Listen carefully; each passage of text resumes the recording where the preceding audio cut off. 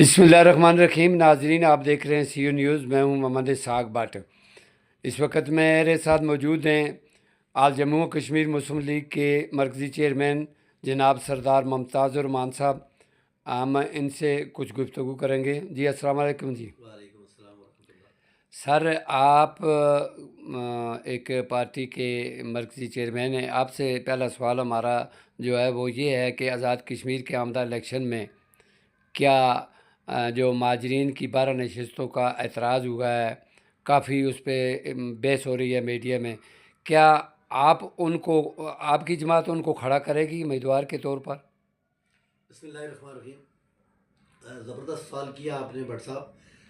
گزارش یہ ہے کہ ہماری پارٹی کا جو منشور ہے جی، اس میں ہمارا چونکہ ان سب سے مختلف اور سب سے الگ ایک منشور ہے، وہ ایک تو یہ ہے کہ یہ زیادہ ویلیویبل اس لیے ہے کہ ہم رائے شماری کی بات کرتے ہیں جو ہمارا بین الاقوامی تسلیم شدہ حق ہے۔ جی، نمبر 2 یہ ہے کہ اس میں ہم نے پورے آزاد کشمیر میں ٹکٹ جاری کرنے ہیں، تمام 10 اضلاع میں، تمام حلقوں میں، لیکن یہ ہے کہ مہاجرین کی نشستوں پہ ہم ٹکٹ جاری نہیں کریں گے۔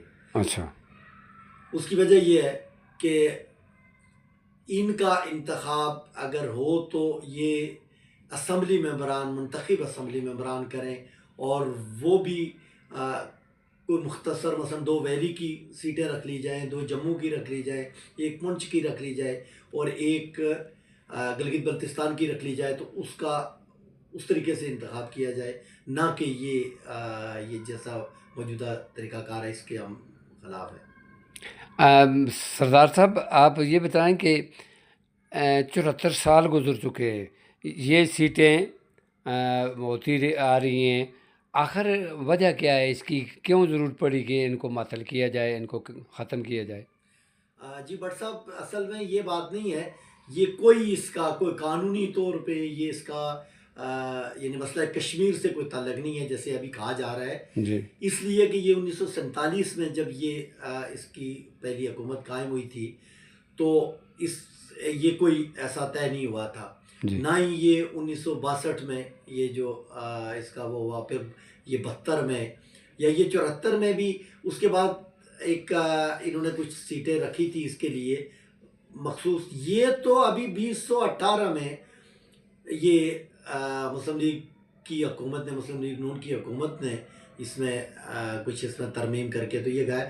دیکھیں، بات یہ ہے کہ اس کا مسئلہ کشمیر سے کوئی تعلق نہیں ہے۔ دوسری بات یہ ہے کہ کشمیر کے حوالے سے اگر اس کو ہمیں رکھنا ہو تو اس کا طریقہ کار یہ نہیں ہے کہ یہ جیسے یہ موجودہ جو طریقہ کار کے تحت یہ کر رہے ہیں، اس کا طریقہ یہ ہے کہ اس کو یعنی یہ جو سیٹیں ہیں وہ تقسیم کر دی جائیں اسی طریقے سے کہ یہ ویلی کی ہیں، جموں کی ہیں، یہ اس حساب سے ان کا وہ کیا جائے، لیکن وہ لوگ لائے جائیں جو اس کے اہل ہوں، نہ کہ اس میں جو ہے نا ہم کسی کو بھی، کسی رکشہ ڈرائیور کو پکڑ کے وہ یا کسی کو پیمنٹ کر دے، کوئی پیسے دے کے، تو وہ جا کے وزیر بن جائے، وہاں الیکٹ ہو جائے 200 ووٹ 400 ووٹ لے کے، اور وہاں جا کے پھر جو ہے نا وہ فنڈز ہڑپ کرے، اور اس کے علاوہ اس کا یہ مسئلہ ہے کشمیر اجاگر تھوڑی کرنا ہے انہوں نے۔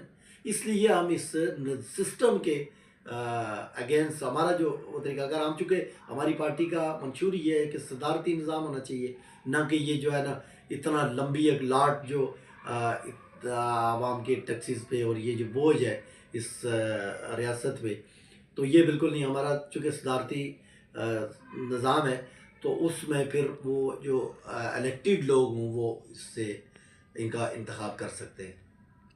سردار صاحب، یعنی آپ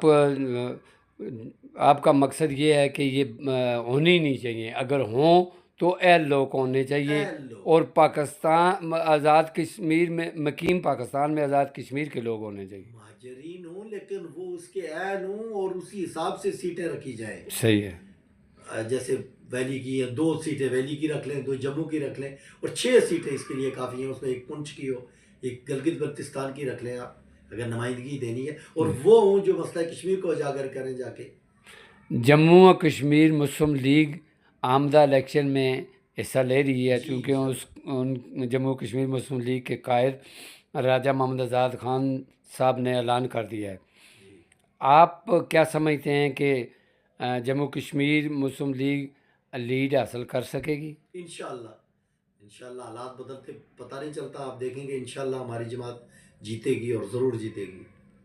آپ کی آزاد کشمیر کے کن کن علاقے میں جو تنظیم سازی ہوئی ہے؟ جی انشاءاللہ ہماری تمام اضلاع میں ہی تقریباً جو کچھ کمی ہے اگر تو وہ انشاءاللہ پوری ہو جائے گی، بہت جلد ہم انشاءاللہ اس